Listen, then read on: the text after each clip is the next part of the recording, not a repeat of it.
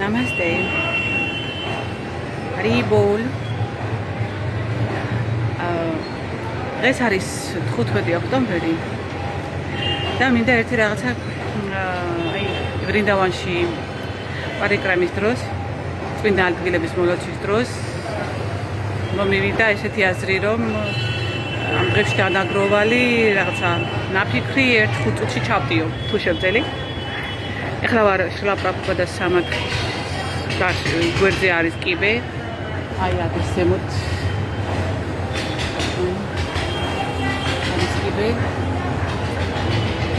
ქვევით არის შრილა პრაბჰუპადას სამარხი. ეს არის ტაძარი.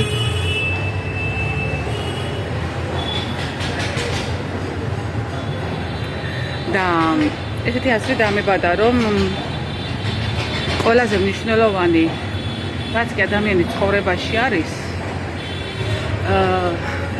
როცა ის თვითრეალიზაციის იოგურ ვედურ ტრადიციას ჩართავს თავის ცხოვრებაში,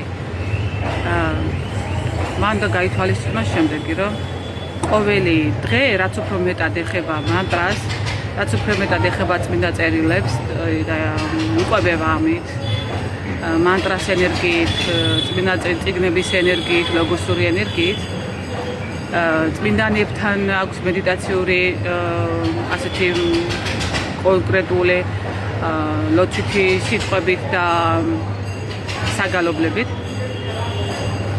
რაც უფრო გაიზღენთილია ამ ყველაფრით და გადაწყვეტილი აქვს უკვე რომ ეს არის მისი გზა და მარადიულად იყოსთან ამ კუთხით, ამ ფორმით დაუკავშირდება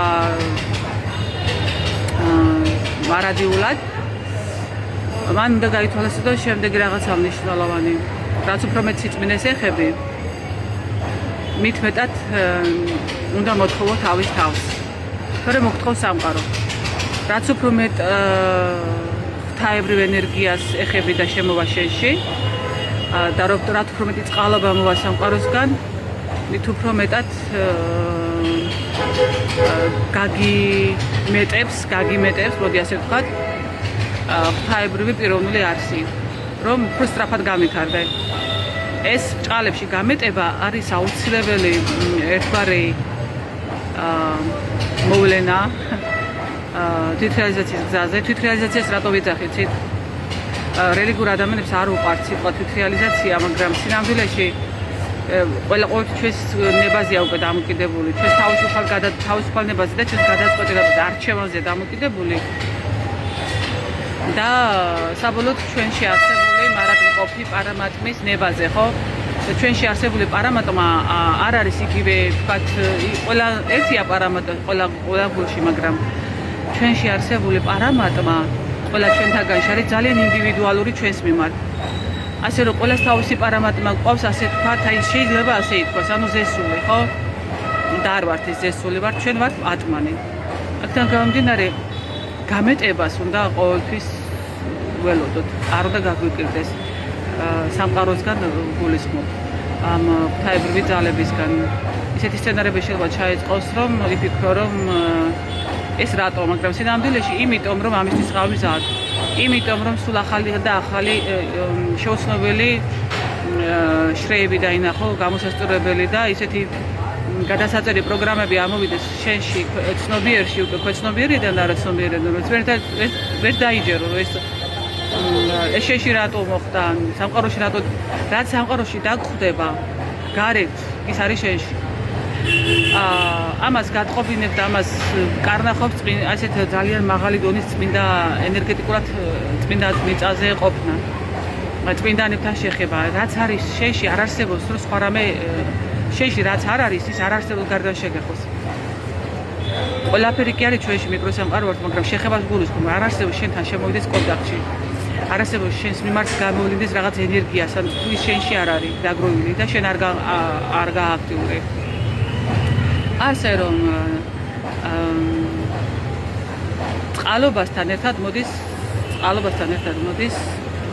ასე ვთქვათ, უარყოფად მიმღებლობა ღმერთისა, გრძნობ რომ ღმერთი არის მიმღებლური შენს მიმართ და მიგიღო ჩაგიკრა და შეიძლება ერთბაშეთ მოვიდეს უარყოფად, ხო ესეა? უბრალოდ ადამიანებისგან. და ვფიქრობ, რომ მათი ღმერთია, ღმერთი ხარბექცება არა. ეს არის ჩვენში გამოსასწორებელი. ახლა მე რატომ ვყოფი ამ ყველაფერს? არის ესეთი სცენარები განვითარდა ამ ბოლო პერიოდში, რომ ბევრ ადამიანს დაუსვია შეკითხვა. არა მხოლოდ ჩემთვის საუბრობ, არამედ ძალიან ბევრი თქვენგანისთვის, ხო? ძალიან ბევრი ადამიანის, რომელიც მომავალში დაადგება, შეიძლება ძალიან მალეც განსხვავებულ თვითრეალიზაციის გზას, რომელიც არ გავჩვეულებულ ცხოვრებას, არ გავჩვეულებულ ცხოვრების სცენარს. მეთუდეს მანტრით ცხოვრება, მანტრით ყვება და პარალელურად ცხოვრება, სხვანაირი აბსოლუტურად არ გავჩვეულებულ ადამიანების ცხოვრებას. შინაარსიანი ლოცვების წარმოთქმა და რელიგიური ადამიანად ყოფნა ძალიან ადვილია, მაგრამ ძალიან ძნელია გახდეს ვედური კულტურის სერიოზული მიმდევარი. ძალიან ძნელია ვედური ლოგოსის ჯერ გააზრება და მერე მისი ერთგულება. რომ ვედური ლოგოსით გამოვლენილ ჭეშმარიტებას რომ უერთგულო, არ ძალიან დიდი დამსახურება გჭირდება. და წმინდანები რომ დააკმაყოფილებოდა მათ ემსახურო და მათი ისინი გაახარო და დაიმსახურო მათი ღვთაებრივი წყალმოწყალე მზერა, ძალიან ძნელია. მინიმუმ დროის ასპექტის პატივისცემა და გათვალისწინება უნდა დაიწყო, აი აქედან დაიწყო. ანუ გათენება როგორც კი დაიწყებს გათენებას, ანუ რაღაც 3-4 ნახევრიდან უნდა იდგე ფეხზე მინიმუმ 4 საათზე მაინც. და დროის მე ვარ დრო ამბობს კრიშნა ბაგავად-გიტაში, დროში უნდა შეეგრძნო ღმერთი ჯერ. ელემენტარული რაღაცა არის. თუ ამას არ აკეთებ, სენტიმენტალური ენერგიებით იკვებები და გონია ეს სულიერი შეიძლება ძალიან მაგრაცდებოდეს. აქედან გამომდინარე, შენარჩუნება სჭირდება ყველაფერს, რასაც შეეხები. წყალობა, მადლი, ძლიერი ენერგეტიკული ენერგიები, აი რაღაც ეს დამოკლული, რომელიც ძალიან აორმაგებს სიცოცხლის წყურვილს. შეიძლება მოგეჩვენოს კიდევაც რომ შეიშარსებული რაღაც კუნდალინის, რაღაც ენერგეტიკული ჩაქრების გახსნა დაიწყო და შემდეგ და მუზეზე სიხარულები დაგემართოს, აღტაცება, ექსტაზები. ამ ყველაფერს აქვს ლიმიტი მანამ, სანამ არ დაემსახურე ბოლომდე გასვლას აქედან. ანუ რამდენსაც აგროვებ, შეიძლება თუ არ დააგროვე, გამოგვიდგები დაგროვებაში თუ არ იქენი, მადლის დაგროვებაში ხო ეს გამოგეცლება ხელიდან. მადლის დაგროვება და ენერგიის, ღვთაებრივი ენერგიის დაგროვება და წყალობის დაგროვება არის ერთ-ერთი აუცილებელი პროცესი, რომ იმ დონეზე ახვიდე, რომ ეს დაგროვება აღარ გჭირდებოდეს ამ ყველაფრის. უკვე შემოდიოდი და გამოდიოდი სადაც შენგან ეს უკვე გადახვიდე მარადიულ წყალობის ველში დაიმსახურო. ასე რომ ამ ეტაპზე ადამიანების დიდი ნაწილი, ძალიან დიდი ნაწილი ვარ დაგროვების პროცესში, მადლის დაგროვების. პატარა სწავის არმაცებს და უცებ გვეცლება ხელიდან მადლი და რაღაც ეს პროცენტები, რომელიც დაგროვილი ქონდა, შემოგვეჭმება ხოლმე. ასე რომ აი აქ შილა პრაბჰუპადას სამარხთან ახლოს და კრიშნა ბალარვას სახელობის ვაიშნაური ტაძრის წინ მე ძალიან დიდ სიმართლეს გავაბნევით რა, რომ რასაც წმინდა ადგილზე დაიგროვებ მადლს და ენერგიას, რატომ არის ეს წმინდა ადგილი, ხო? მე კიდევ ვიტყვი, რასაც წმინდა ადგილზე დაიგროვებ, ის ძალიან დიდ ხაზს გაგყვება. შეიძლება უბრალოდ ქვეყანაში სადაც არ არის ამდენი ტაძრები ვაიშნაური და არ არის ამდენი ვაიშნავი, ყოველ დღე ჭაპაწყვა დაგიწევდეს და ასე ვთქვათ წელზე ფეხებით და გმარო იტყვიან, რომ რაღაცა მინიმალური დააგროვო და მე კიდე ხელახლა დააგროვო, ყოველ დღე უნდა აგროვო. მაგრამ აქ მithumetes კარტიკას თვეში, ახლა არის 5 ოქტომბერი და კარტიკას პერიოდი არის, დამუდარას თვე არის. ახლა დაგროვილი მადლი, წმინდა ადგილების მოლოცვა, გამუდმებული კონცენტრაცია, უფლის წმინდა სხეულზე, უფლის წერფებზე, უფლის ლილებზე, წმინდანებთან ურთიერთობა, ტაძრებში მსახურება, ფიზიკურად დაღლა, ძირითადი ადგომა, თავიდროზე დაწოლა და სწორად მანტრის წაკითხვა და მედიტაცია რამდენიმე წლით მაინც აგროვებს იმ მადლს, რომელსაც შემდეგ აგემოვნებ აქედან რომ მივდივარ. ამიტომ რატომ არის აქ ძალიან დიდი მადლი და რატომ არის ძალიან დიდი ძალა, მიუხედავად ვიღაცებს რომ თქვათ არ უყვართ ინდოეთი და არის ეს თქვათ შეიძლება პანსი ბინძურია ფიზიკური მატერიალური. იმიტომ რომ აქ სულიერი ენერგეტიკის მხრივ არის ყველა ადამიანი გაჟღენთილი უფლის წმინდა სახელებით. ყველა ადამიანის ბაგეებიდან ვიბრირებს უთის. ყველა ადამიანი ვიბრირებს ღმერთის სხეულს, ღმერთის წმინდა სხეულს. იმიტომ რომ ღმერთის სხეული არის ჰარი კრიშნა მაჰამანტრა. ღმერთის სხეული არის გოვინდა გოპალა. ღმერთის სხეული არის ყველა მანტრა, რომელიც უფალს და აბსოლუტურს ადიდებს და უგალობს და ღმერთის სხეულის ინკარნაციას წარმოადგენს წმინდა სახელები. ასე რომ აქ ყველაფერი, აი ეს ქვები, ეს მარმარილო, ეს ყველაფერი არის გაშრომთელი კრიშნას ტრანსცენდენტული სხეულის ენერგიით, სურნელით, ზერით, ყველაფერთან ახლოს, ყველაფერთან შეხების დროს ახლოს ხარ კრიშნას მზერ. ანუ კრიშნას მზერის არეალში ხვდები, ღმერთის მზერის არეალში ხვდები, როცა ბრინდავანში ხარ. აქ დადიხარ რაღაც განზომილებაში ხარ, მაგრამ რეალურად პარალელურად ის განზომილება, როცა კრიშნა ერთობა ბრინდავანში.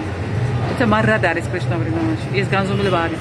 თუ კარგად წაიგითხავ მანტრას, თუ კარგად იმედიტირებ, თუ კარგად მოიქცევი, თუ კარგად იმსახურებ წმინდანებს, მომსახურები, იმსახურებ ტაძარში, იული პილიგრიმები წმინდა ადგილებს მოილოცავ. რაღაც წამებში ყოველთვის რაღაც მომენტები მედიტაციის ყოველთვის გაგზნობნებს კრიშნა, რომ აქ არის თვითონ ბრინდავანში არის. აი ამ წამს, აი ახლა ახდენს თავკითარ გართობებს, თავკითარ ვილას. და ეს ყველა ბრინდაში იგრძნობა და იგრძნობა ბრინდავანში. კრიშნა ყოველთვის არის ბრინდავანში. კრიშნა ბრინდავანს არასოდეს არ ტოვებს. და თუ ჩამოხვალთ ამას აქ იგრძნობ. ამ რიქშების, პიპინის, ჭყიპინის, ხალხის ყაღანის მიღმა, სადღაც ეს ყველაფერი რო გააჩეროთ, კრიშნას ხმას გაიგონებთ, კრიშნას ფლეტის ხმას გაიგონებთ, კრიშნას სიცილს გაიგონებთ, მისი ტერფებზე შემოგრული, შემოხოვული, ზინზილაკიანი სამკაულების კრიალს გაიგონებთ. მის ხმას, მისი საყვირის ხმას გაიგონებთ, მისი ფლეტი, ყველაფერს გაიგონებთ, რაც ხმები არსებობს, როცა კრიშნა ბრინდავანში ერთობა, როცა არა, მარად ერთობა. სიცილის ხმა, საუბარს, ყველაფერს აბსოლუტურად, მეგობრებთან საუბარს, გოგებთან საუბარს. მართლა ყველაფერს გაიგონებთ. თქვენ თუ ღირსეულად და სუფთად იცხოვრებთ ბრინდავანში თუ ჩამოხვართ. და აი ამ ყველაფრის მიღმა, ამ ხმების მიღმა, მატერიალური ჭუჭყის მიღმა, მოდი ასე ვთქვათ, თქვენ დაინახავთ ღვთაებრივ სისუფთავეს, ღვთაებრივ ნეტარებას, ღვთაებრივ დილას, რომელსაც გოვინდა აწარმოებს თავის სამყოფელში, თავის გარემოში. კრიშნა